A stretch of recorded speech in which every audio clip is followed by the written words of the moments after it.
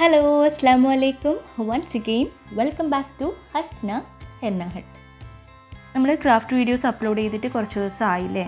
അപ്പോൾ ഇന്ന് വളരെ ബ്യൂട്ടിഫുൾ ആയിട്ടുള്ളൊരു ക്രാഫ്റ്റ് വർക്കുമായിട്ടാണ് ഞാൻ വന്നിട്ടുള്ളത്. ചൂല് വെച്ചിട്ട് വളരെ എളുപ്പത്തിൽ ചെയ്തെടുക്കാൻ പറ്റിയൊരു ക്രാഫ്റ്റ് വർക്കാണ് ഇന്നത്തേത്. ഇതെങ്ങനെയാണ് ഉണ്ടാക്കിയെടുക്കുന്നത് നമുക്ക് കാണാം. അപ്പോൾ നമുക്ക് നേരെ വീഡിയോയിലോട്ടേക്ക് പോവാം.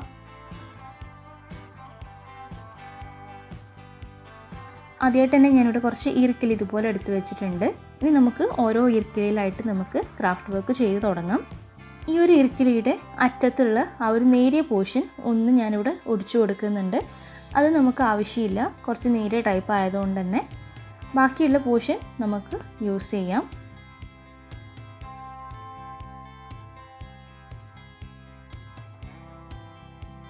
ഞാനിവിടെ ഇതുപോലത്തെ ഒരു പീസ് ചാർട്ട് പേപ്പറാണ് എടുത്തിട്ടുള്ളത്. യെല്ലോ ചാർട്ട് പേപ്പറാണ്. അപ്പോൾ നിങ്ങൾക്ക് ഇതിന് പകരം കളർ പേപ്പറും യൂസ് ചെയ്യാം.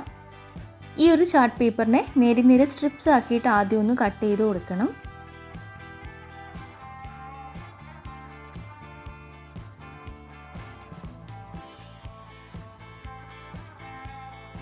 ഈ കട്ട് ചെയ്ത് വെച്ച ഓരോ സ്ട്രിപ്പും ഇതുപോലെ ഒന്ന് മടക്കിയതിന് ശേഷം ഇതിന് രണ്ടായിട്ട് വീണ്ടും നമുക്ക് സെൻറ്ററിൽ നിന്ന് കട്ട് ചെയ്ത് കൊടുക്കാം.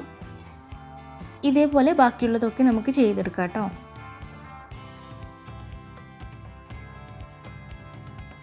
ഇതുപോലെ കൊച്ചു പീസാക്കിയിട്ട് കട്ട് ചെയ്തതിന് ശേഷം ഇതുപോലെ ഒന്ന് റോൾ ചെയ്ത് കൊടുക്കണം.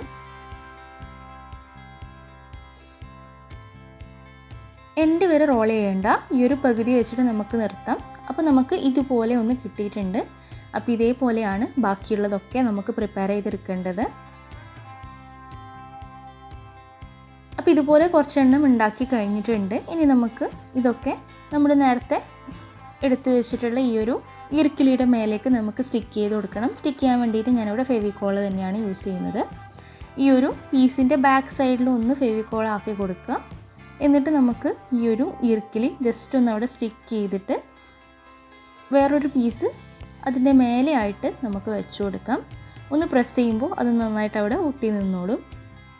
ആദ്യത്തെ പോർഷൻ ഇതുപോലെയാണ് ഒട്ടിക്കേണ്ടത്. പിന്നെ ബാക്കി നമുക്ക് ഇതിൻ്റെ താഴെയായിട്ട് ഇതുപോലെ ഫെവിക്കോൾ അപ്ലൈ ചെയ്തിട്ട് ഒട്ടിച്ചെടുക്കാം.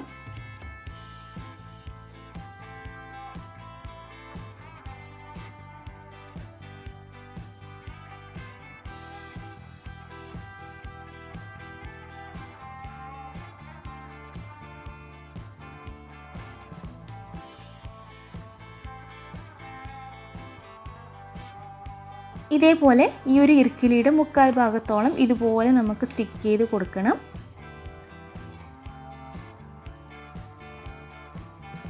നമ്മൾ കുറേ എണ്ണം ഇതുപോലെ പ്രിപ്പയർ ചെയ്ത് കഴിയുമ്പോൾ ഇതുപോലെ ബഞ്ചായിട്ട് നമുക്ക് വെക്കുമ്പോൾ ഫ്ലവർ പോട്ടിലൊക്കെ വെക്കാൻ വേണ്ടി വളരെ ബ്യൂട്ടിഫുൾ ആയിരിക്കും.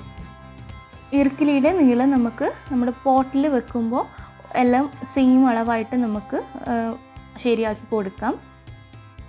അപ്പോൾ ഞാൻ ഈ ഒരു പോട്ടിലൊന്ന് വെച്ച് നോക്കട്ടെ. അപ്പോൾ ഇതിൻ്റെ എല്ലാത്തിൻ്റെയും അളവ് സെയിം ആവുന്ന രീതിയിൽ നമുക്ക് ഈർക്കിലി ഒന്ന് താഴ്ന്ന് പൊട്ടിച്ചു കൊടുത്താൽ മതി.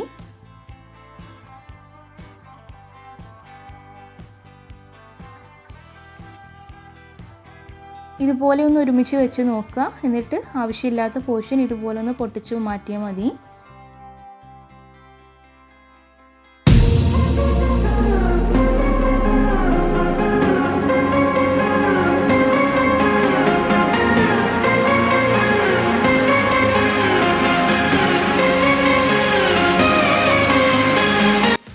ഇന്നത്തെ വീഡിയോയെക്കുറിച്ചുള്ള നിങ്ങളുടെ അഭിപ്രായം താഴെ കമൻറ്റ് ബോക്സിൽ തന്നെ അറിയിക്കുക. വീഡിയോ ഇഷ്ടപ്പെട്ടാൽ ലൈക്ക് ചെയ്യാനും ഷെയർ ചെയ്യാനും അതുപോലെ നിങ്ങൾക്ക് എൻ്റെ ചാനൽ ഇഷ്ടമാവുകയാണെങ്കിൽ സബ്സ്ക്രൈബ് ചെയ്യാനും മറക്കരുത്. പുതിയൊരു വീഡിയോ ആയിട്ട് നമുക്ക് വീണ്ടും കാണാം. Till then take care. Thank you.